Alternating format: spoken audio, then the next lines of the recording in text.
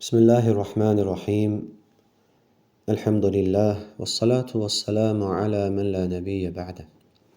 Allah Teala Kur'an-ı Kerim Zariyat suresi 55'te buyurur ki: "Ve zekkir fe inne zikra tenfa'ul mu'minin." Hatırlat, həqiqətən hatırlatmaq möminə fayda verir. Peyğəmbər sallallahu aleyhi ve sellemin hədislərində varid olan zikir barəsində götürəsiyik. Bu zikir fəcr, yəni səhər namazı, sübh namazı və həmçinin də məğrib namazından, axşam namazından sonra oxunan zikirdir.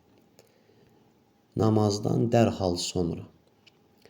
Hədisdə belə gəlir ki, Peyğəmbər sallallahu aleyhi və səlləm buyurur ki, kim fəcr və həmçinin də məğrib, yəni səhər və axşam namazlarından sonra ayaqlarını tərpətmədən və həmçinin də danışmadan öncə bu zikri oxuyarsa, hansı zikirdir?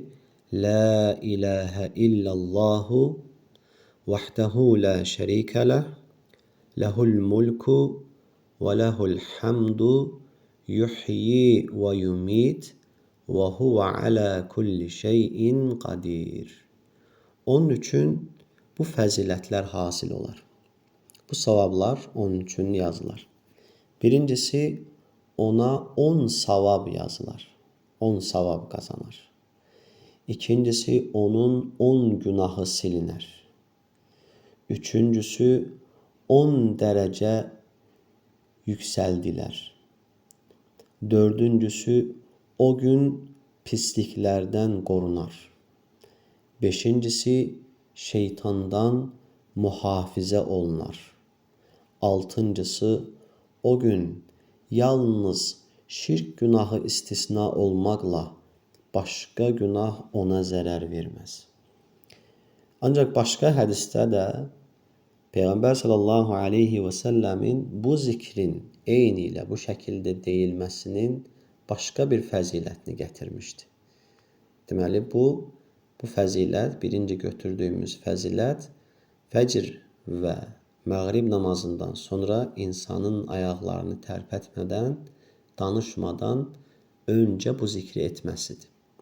Ancaq indi dediyimiz fəzilətlər isə insanın səhər və axşam bu zikri etməsindədir.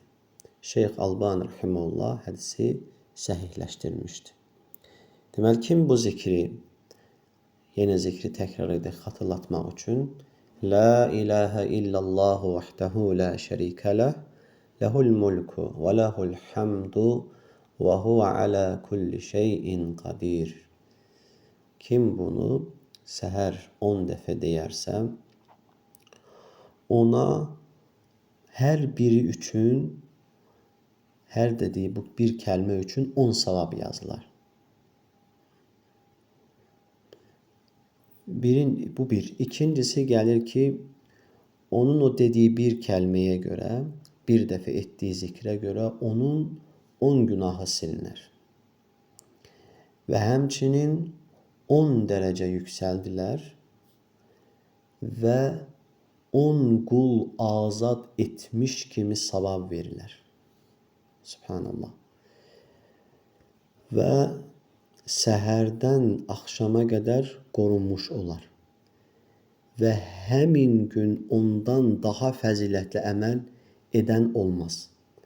Yəni, kim bu zikri edibdirsə, o şəxs istisna olmaqla. Və həmçində insan bu zikri axşam deyərsə, bu fəzilətlər onun üçün, bu savablar həmçinin onun üçün də hasil olar.